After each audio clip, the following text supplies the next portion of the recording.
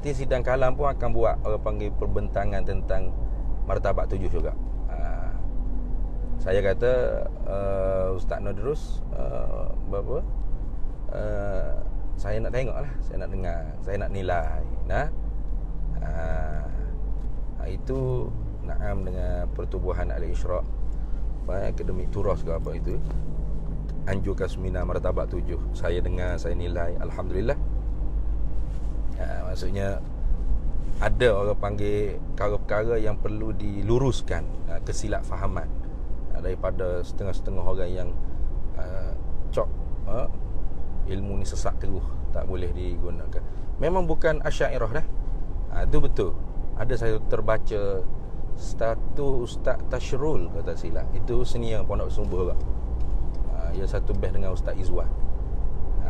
Dia kata jangan dakwa kata martabat 7 ni Asy'ariyah. Betul tu. Memang martabat 7 tu metod ilmu bukan daripada ulama Asy'ariyah, bukan daripada ulama Maturidiyah. Itu daripada sebahagian ulama Sufiyah yang dipelopor oleh kalau kita kata gak pucanya Syekh Ibn Arabi lah. Tapi Ibn Arabi tu bukan 7. Dia ada berbeza lah maratibul wujud tu. Kalau Syekh Abdul Karim Al-Jili tu sampai 40 maratibul wujud. Dan ada ulama-ulama Arab. Saya ada satu kitab tu, At-Tilmisani kalau tak silap, ulama yang alim dalam akidah Asy'ariyah, dan dia juga menerima metod maratibul wujud tu. Dia masuk dalam kitab dia. Ada majmuk perhimpunan rasail. Saya ada tu dan saya baca.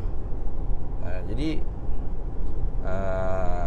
itulah, kadang-kadangnya ada benda-benda yang mungkin ulama tu faham, tapi kerana kebimbangan dia, takut orang salah guna, maka dia saddul bab, dia saddul zara'i. Tak boleh tutup pintu, jangan mengaji ilmu ni. Ada juga begitu. Tok Guru Haji Muhammad Zuhdi ada tentang wahdatul wujud, maratibul wujud. Ada juga kitab dia yang dia karang kalau tak silap, yang dia terjemah. Dia terjemah kitab Syekh Abdul Ghani An-Nablusi kalau tak silap. Syekh Abdul Ghani An-Nablusi.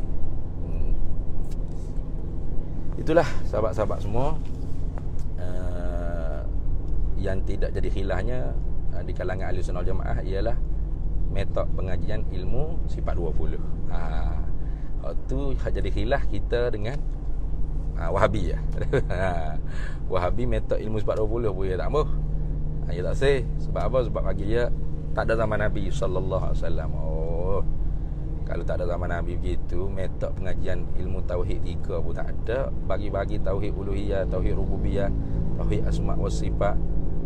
Tapi itu metod, itu cara pengajian. Sebab tu dulu saya agak berbeza dengan Dr. Zamihan lah ketika mana berforum tu. Dr. Zamihan tu dia tolak terus tauhid 3 metod ni Wahabi terus. Bagi sayanya metod tu tidak ada masalah, selagi mana tidak mencanggahi usul-usul akidah, usulul aqaid, usul teras pegangan di dalam ahli sunnah wal jamaah, bahkan dalam Islam itu sendiri. Selagi mana tidak mencanggahi itu, insya-Allah masih boleh diterima. Kalau mencanggahi itu barulah kita tidak boleh terima dan terpaksa tolak. Terpaksa tolak tu bukan metod, tapi kalau syarahan dia. Contoh macam tauhid 3. Apa yang jadi permasalahan? Itu permasalahannya mengatakan orang yang bertauhid dengan tauhid rububiyah tu masih lagi tidak mencukupi, tidak dimemadai untuk menyebut ahli tauhid. Kena ada tauhid uluhiyah, barulah dipanggil ahli tauhid. Jadi di sananya ada orang panggil ruang-ruang, seolah-olahnya nak mensamakan orang-orang yang bertawassul, bertabarruk, beristighasah seperti orang kafir penyembah berhala. Ni bahayalah. Kalau ada buah tu kita kena tolak lah. Tapi kalau tak ada buah tu, tauhid 3 juga ya aja, tak ada masalah. Jadi maksudnya ialah nak mengenal Allah. Jalan nak kenal tu bagai-bagai cara ada.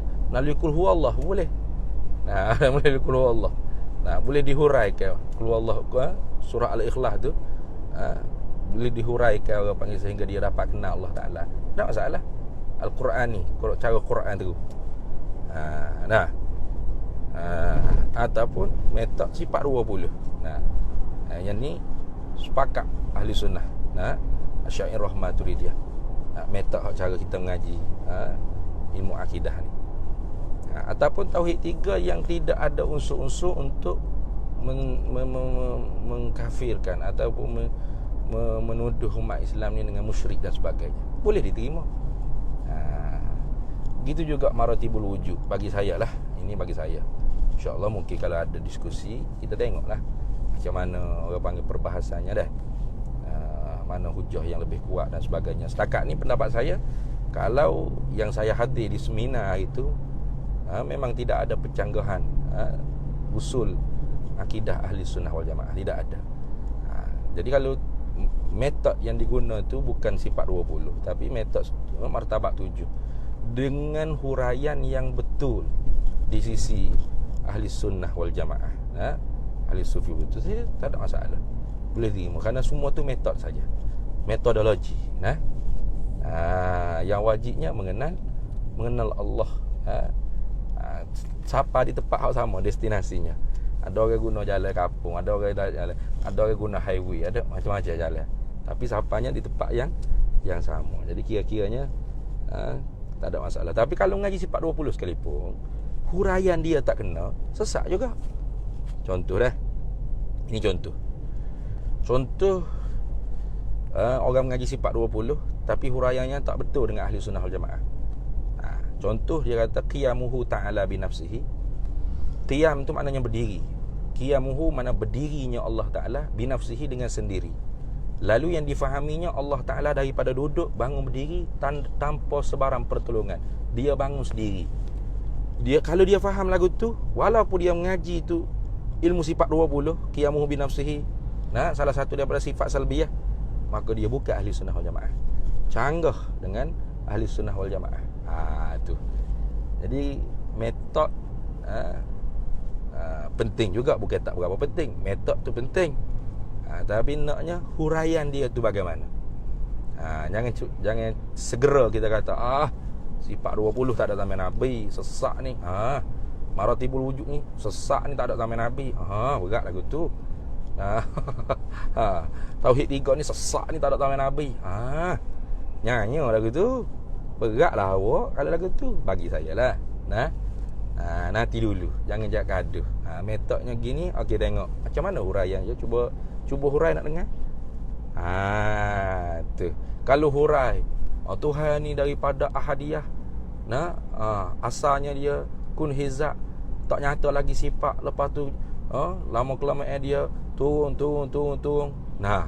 Tanazzulat dia panggil, turun. Jadi makhluk, jadi insanul kamil, jadi makhluk menjelma. Zuhur tu dengan makna menjelma. Kalau pahal lagu tu memang sesak sungguh. Sesak sungguh. Bah ke kufur. Tapi kalau tidak seperti itu, bahkan membezakan antara martabat ketuhanan dan martabat makhluk. Tidak ada mencanggahi usul-usul akidah, aqaid ahli sunnah wal jamaah, akidah Islamiyah, maka tak ada masalah metod tersebut. Kita tengok, dengar huraian dulu. Sebab tu bukan senang lah kita nak tu pukul sedegum gitu.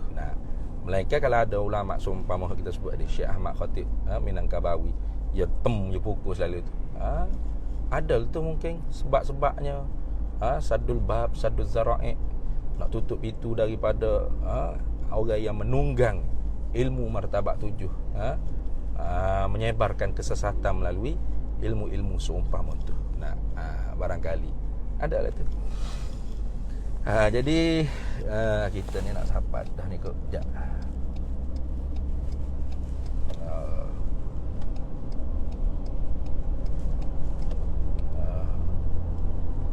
Mungkin nak sahabat dah ni.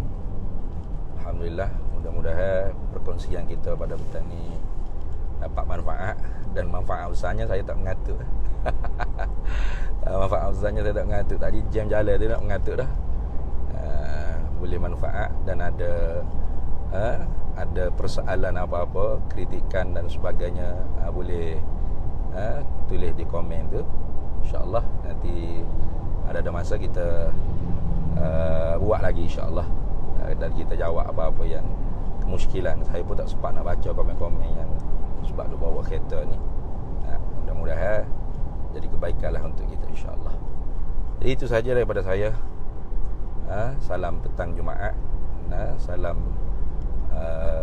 wukuf di Arafah. Dan esok sunat kita berpuasa. Bagi siapa yang nak berpuasa, bagus, tafadhal, disayugiakan. Kita puasa Arafahnya esok, bukan hari ni. Sebab puasa tu bersakut dengan tarikh, bukan bersakut dengan perbuatan wukuf.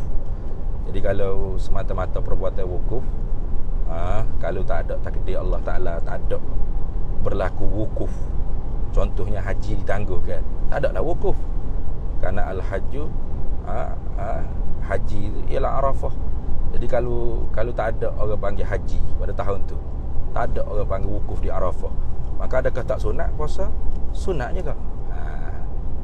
Mudah-mudahan Allah Ta'ala bagi taufik hidayah pada kita untuk beramal ibadat, jadi hamba kepada Allah Subhanahu Wa Ta'ala, dan diberi kepada kita kekuatan iman, Islam, ihsan, dan kita dibangkitkan di bawah liwa ilhamdi Nabi kita Muhammad sallallahu alaihi wasallam. Jadi wallahul muwaffiq ila aqwamit thariq. Assalamualaikum warahmatullahi wabarakatuh.